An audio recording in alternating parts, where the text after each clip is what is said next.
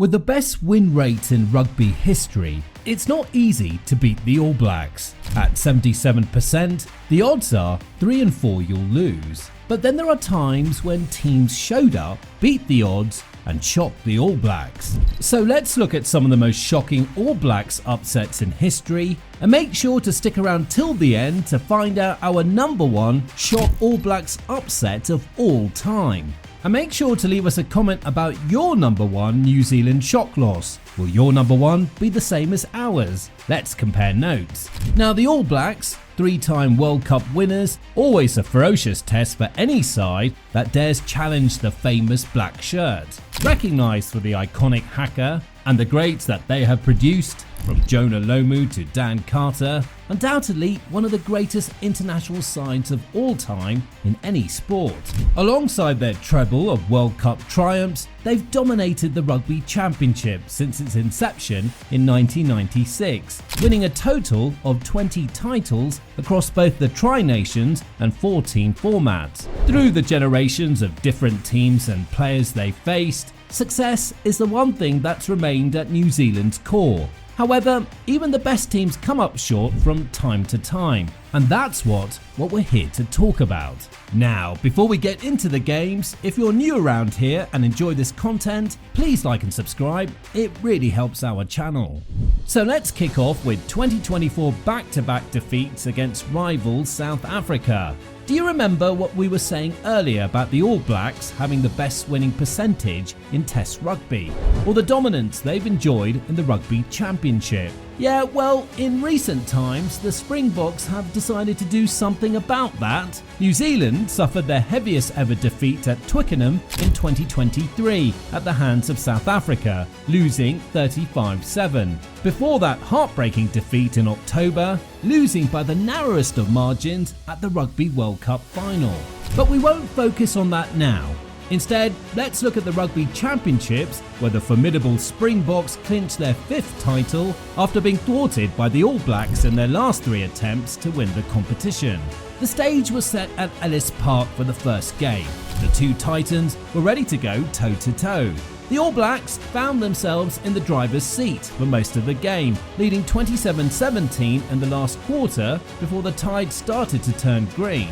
Kwagga Smith began the comeback before Grant Williams finished it off in the 75th minute. Sasha FM converted both tries to break the All Blacks' hearts as they saw a match that was in their hands slip away, losing a shock last quarter for a Springbok 31-27 triumph. New Zealand was looking to put this painful defeat behind them at Cape Town a week later, and were in desperate need of a victory over the team that kept making them look second best. Cape Town was a happy hunting ground for the All Blacks, where they had won 4 out of 5 tests in the modern era. So they had a quiet confidence about them, only to receive another shock defeat.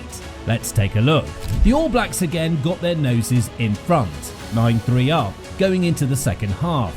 Surely this was going to be the game they'd finally get one over on the Boks in South Africa. Well, not quite. It didn't take long after the break before the hosts once again surmounted a comeback, or should I say, the visitors once again couldn't execute their exit plan.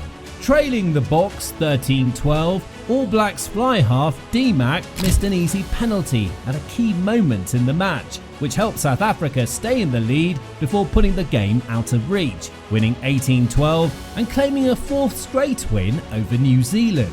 What's shocking about these back-to-back losses? The way the Springboks shut them down and the great Razor and his team had no response. This double shock loss has left fans and pundits wondering, where have the All Blacks gone and when will they be back? Moving on to the next, at number 4, we're looking at the 47-26 defeat in 2019 to old foes across the ditch, Australia, at Optus Stadium. Even in defeat, the game was described as brilliant by AB skipper Kieran Reid.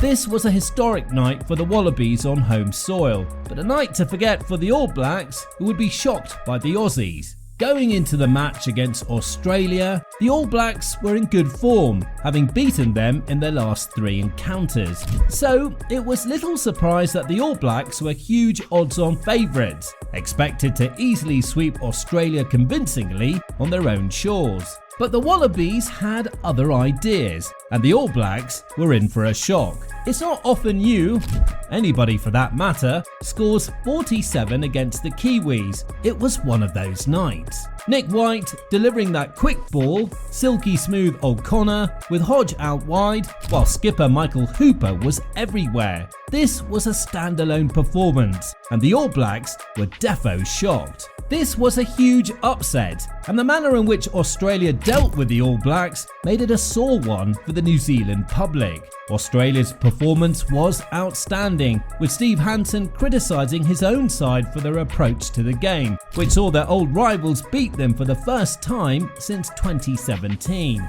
After securing 3 consecutive rugby championships, falling short with the World Cup around the corner, it was a bitter pill to swallow, with the New Zealand public raising doubts about whether the great All Blacks golden generation was still what it used to be. In at number 3, we have Ireland, in a 2018 game not to be missed on this All Black hit list. We'll call it an All Blacks loss in Dublin.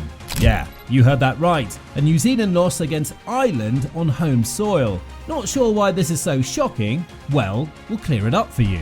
Over a century, the All Blacks' quality had overpowered the luck of the Irish, with New Zealand winning every single meeting that had taken place between the sides up until 2016. So what happened in 2016? Well, Ireland had finally beaten New Zealand in a match that took place in Chicago, ending the All Blacks' 18-test record-breaking winning streak. But the men in green were still desperate to defeat the most iconic rugby nation of all time in front of their home support. The thing is, they'd gone 111 years without a victory at home against New Zealand, which had many Irish fans wondering if this glorious day would ever come. It would take a few more years. 2018, Ireland finally had their moment in the sun, beating New Zealand, ranked number 1 in the world at the time, in a shock 16-9 win in front of a 50,000 strong packed house at the Aviva Stadium. In the 48th minute, Stockdale was able to break through New Zealand's defence to score Ireland's only try of the game. Johnny Sexton's kicking accuracy played a key role in this match, at a time when he went on to win World Player of the Year, breaking New Zealand's 6-year run of their players picking up the prize and pipping Rika Ioane to the award, as well as Beauden Barrett in his effort to become the first player to win the award 3 consecutive times, highlighting the strength of New Zealand rugby at the time. On the other hand, Ireland put together a team performance, with Munster captain Peter O'Mahony displaying a standout day at the office. It was a game of tiny margins. The All Blacks were relegated to the backseat by a strong Ireland team.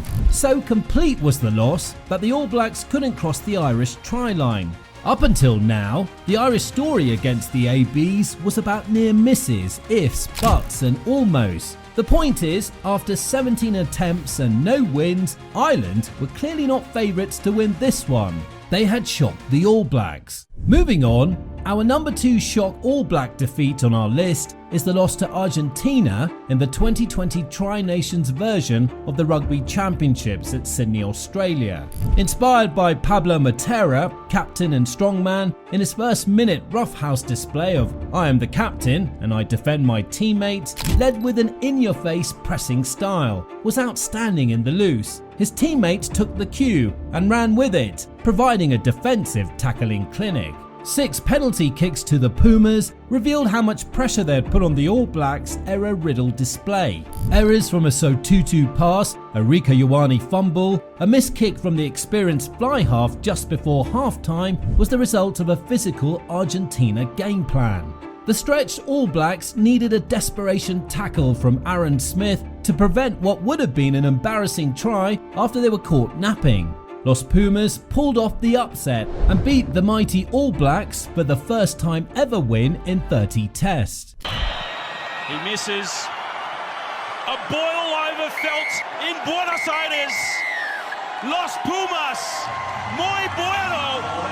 They win against the All Blacks. Many a time we've seen a minnow take a lead against a giant in sport before the latter comes back to restore order. With the strike force they contained in their back 3 of the Barrett boys and Clark at 11, for the All Blacks, 16-3 down at half-time, there was still time left for a comeback. Argentina were on the precipice of history, and the question was, could and would New Zealand turn the game around and win? So confident were the All Blacks that John Kirwan and Mills suggested New Zealand send in a B squad. They were in for a nasty surprise. Unfortunately for the Kiwis, it was an Argentina 25-15 win in what was a historic achievement for the nation, with fly half Nicolas Sanchez scoring all the points with a try, 6 penalties and a conversion. An extra time consolation try to the men in black was of no consequence. Los Pumas just convincingly shocked the All Blacks 25-15. To conclude, we chose the France Series Tour of 1994. You may have your own list of 5, but you've got to include the French Tour of New Zealand 1994. The first match was an absolute thrashing, where Les Bleus defeated the All Blacks 22-8 in Christchurch. Before Les Bleus touched down in Aotearoa, they themselves had suffered an upset Canadian defeat. So the French were in no mood to mess around, revealed by the shock 22-8 demolition job of a Hall of Fame All Black squad.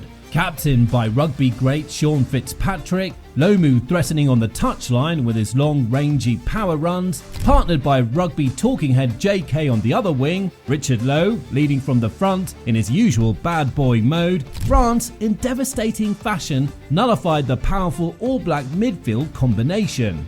Now, the question was, how could France repeat the W at the spiritual home of New Zealand rugby, the famed and fearful Eden Park? Starting with the final 3 minutes of the Eden Park game, the All Blacks were leading 20-16, and it looked like they would pull the Test series out of the fire to make it a draw. The French, they had other plans. On cue, the try from the end of the world. From deep in their own 22, they kept the ball alive for about 60 seconds. Inside pass, San Andre. Outside pass, Abdel Benatzi. Ntamak, father of France wizard number 10. There were 9 different touches, as only the French can do. Jean-Luc Sadonnet touchdown by the left-hand upright. As NBA dunk king Vince Carter said, "It's over, it's over." Now the try from the end of the world is significant, coming from the nation known for creating long-range tries like Serge Blanco against Australia in 1987, with the mercurial Gordon Bray calling the shots. Blanco's outside. Michael Liner couldn't pick it up. Rodriguez. Blanco for the corner. I think he's there. And another special end-to-end try against England in 1991 at the Six Nations. Last-minute defeats are the most shocking of them all. One of the all-time great tries! This one really hurt the ABs. The French stunned the home crowd. The spiritual home of the All Blacks was breached. Since then, New Zealand have never been defeated at Eden Park. 47 victories and 2 draws against 12 teams as it stands, revealing the extent of the shock loss. This series was only the 5th lost on All Black soil. The tour was historic for all the wrong reasons. Now these are our 5 shocking All Blacks defeats. Let us know in the comments what you think the most shocking loss is. As always, thanks for watching. We hope you enjoyed this video and stay tuned.